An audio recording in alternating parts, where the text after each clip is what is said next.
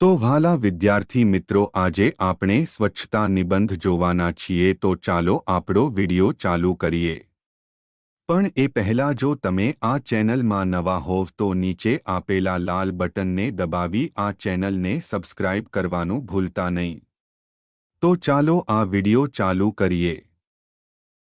જ્યાં સ્વચ્છતા ત્યાં પ્રભુતા।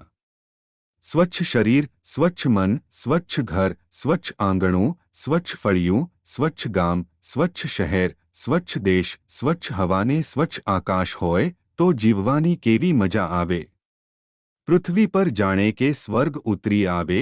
આરોગ્યની જાળવણી માટે આપણે શરીરની સ્વચ્છતા રાખવી જોઈએ। આપણું શરીર, દાંત, નખ, વાળ, કપડાં વગેરે સ્વચ્છ હોવા જોઈએ। આપણું ઘર મોટું હોય, તેમાં સુંદર રાચરચીલું હોય પણ તે સ્વચ્છ હોય તો વધારે સુંદર લાગે।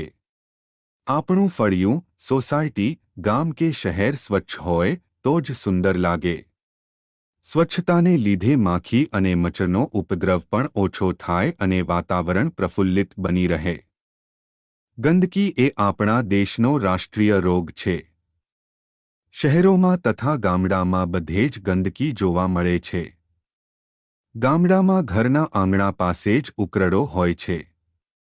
લોકો ખુલ્લામાં કુદરતી હાજતે જાય છે। તેથી ઠેર ઠેર માખીઓ અને મચ્છરો લેફાલે છે।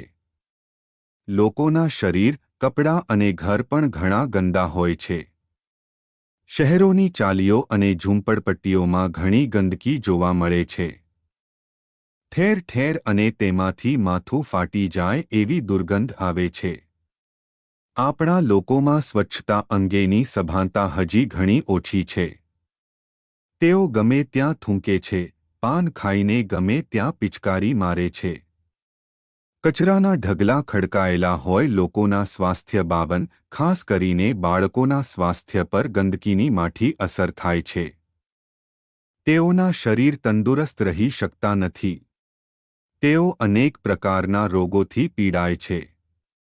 પરિણામે લોકો સારી રીતે કામ કરી શકતા નથી, બાળકો સારી રીતે ભણી શકતા નથી। સ્વચ્છતા રાખવાથી વાતાવરણ પવિત્ર રહે છે। તેનાથી આપણું મન પ્રફુલ્લિત થાય છે।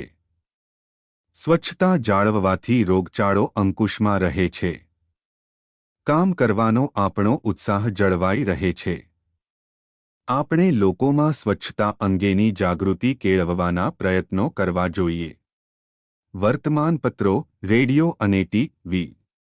જેવા પ્રસાર માધ્યમો વડે સતત સ્વચ્છતા માટેનું અભિયાન ચલાવવું જોઈએ। શાળાના શિક્ષણકાર્યની શરૂઆત પણ સફાઈથી થવી જોઈએ।